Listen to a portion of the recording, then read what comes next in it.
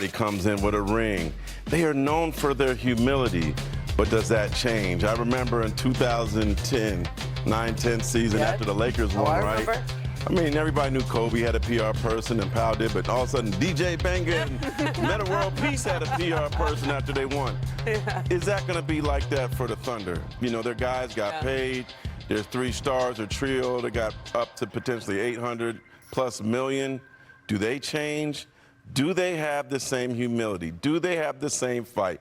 Do they have the same kumbaya afterwards, after games, putting their arms around each other? I have to see it.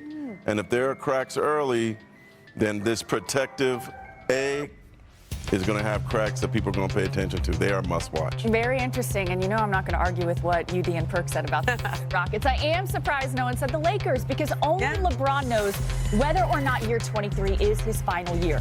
Let's run through some of his key matchups. LeBron versus Steph will see 4 more chapters added this season. The first meeting coming opening night, of course, October 21st. The two will also meet on February 7th, the 3-year anniversary of LeBron James coming the all-time leading scorer in NBA history. LeBron will also renew his career-long rivalry with the Boston Celtics 2 times in the regular season. LeBron will visit the Boston on December 5th, while the Celtics will travel to LA for a second matchup on February 22nd. The kid from Akron returns home. This is going to be a big one to his beloved fans on January 28th for what could be his final trip there. James has averaged 31 points, 9 rebounds, and 7 assists in Cleveland as an opponent throughout his career. And lastly, LeBron will visit the Mecca of basketball at Madison Square Garden on February 1st. In his career, James has averaged and also, that game last year is the game after they made the Luka Doncic trade. Remember they played the Knicks in Madison Square Garden? It was a big game, and then all of a sudden, boom! Walk out of the post-game locker room, there's that trade. Speaking of the Garden, we know that players across the league want their moment at the world's most famous arena. And this is where you can catch some of the All-Stars schedule right there. Ant-Man leads off the Garden Party, facing Cat and company in early November. And then Giannis, Ice Tray, Katie, Steph all get their shot at the Knicks. So I'm going to go to UD on this one. UD, the Knicks have the second shortest odds to win the East behind the Cavs, of course, and have the 3rd easiest strength of schedule in the league. What do you think is the Knicks' biggest challenge this season? I'm going to go back to last year, and I'm going to go with them boys out of Detroit, the bad boys. Detroit basketball. Listen, I'm telling you, if Detroit wins Game 3 in Detroit, which they very well could have and should have, then we could be having a whole different conversation about how the playoffs went through last year. If you're a team like Detroit, a young team, you feel like you got slighted, you feel like you should have been in that spot, you do not forget about those moments. I feel like the Detroit Pistons have something going on. They're focused on getting back next year. Obviously, they brought in Duncan Robinson. I love Duncan Robinson. I love how he opens up Cade Cunningham. Duncan Robinson pulls triggers for Cade. Defenses overreact by the way he moves in his motor. I'm looking at the Detroit Pistons, I'm saying, everybody's saying, oh, the East is wide open. Oh, the New York Knicks. Oh, Boston is unhealthy. No, the Detroit Pistons sit right there saying, don't worry about it. We're going to be right there.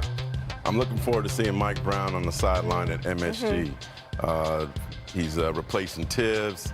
He has 2 new shooters that they need in Clarkson and Yabusele. But what is he going to do with this offense? You know, I can see Mike having an offense that makes everybody happy, not just 2 people happy. 2 talented people at that, but trying to figure out how to make them more well-rounded. And the expectations are sky high. They were in the East Finals. It's been since 1973. Knicks fans expect this team to go to the finals. And Mike certainly has a lot of pressure, but he's faced pressure before, replacing Phil Jackson and coaching LeBron James and putting some foundation cement in Sacramento. Perk, how about Jalen Brunson?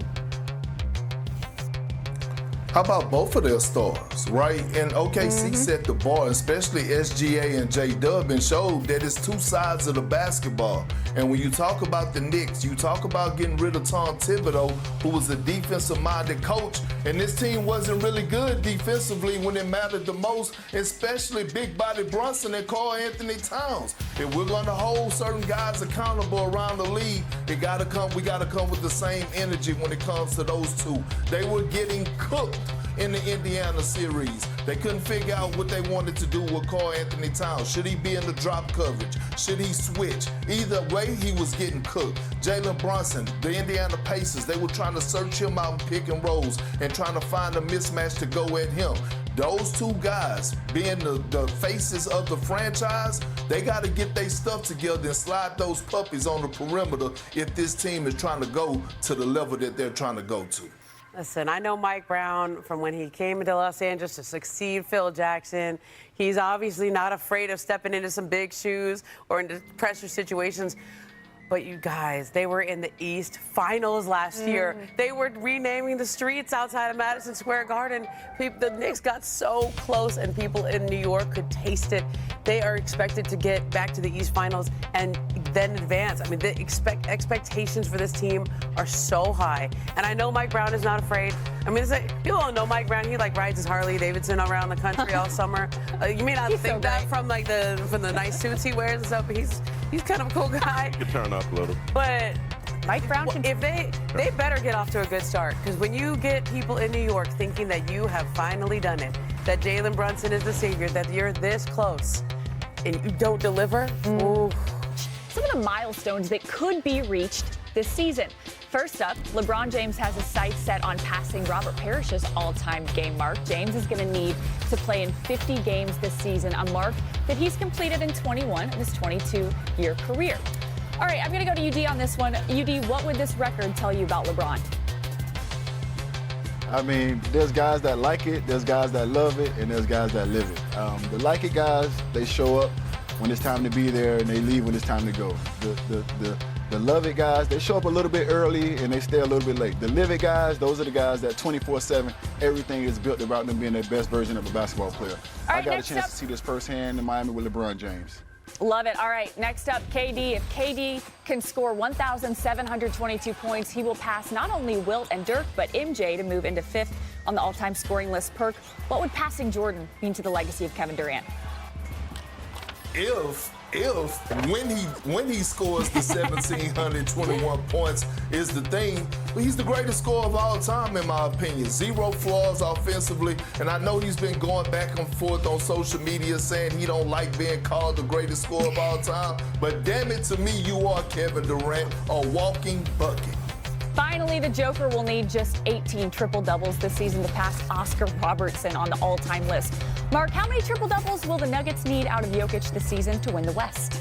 I don't think they need a record number because Valanciunas is on the team now. You know, Joker played a career-high 36.7 minutes per game last season, but with this big Euro vet behind him, doesn't need to. I think he'll get to drop his minutes down by about 4 or 5 minutes a game, which makes him better in the fourth quarter and better long-term.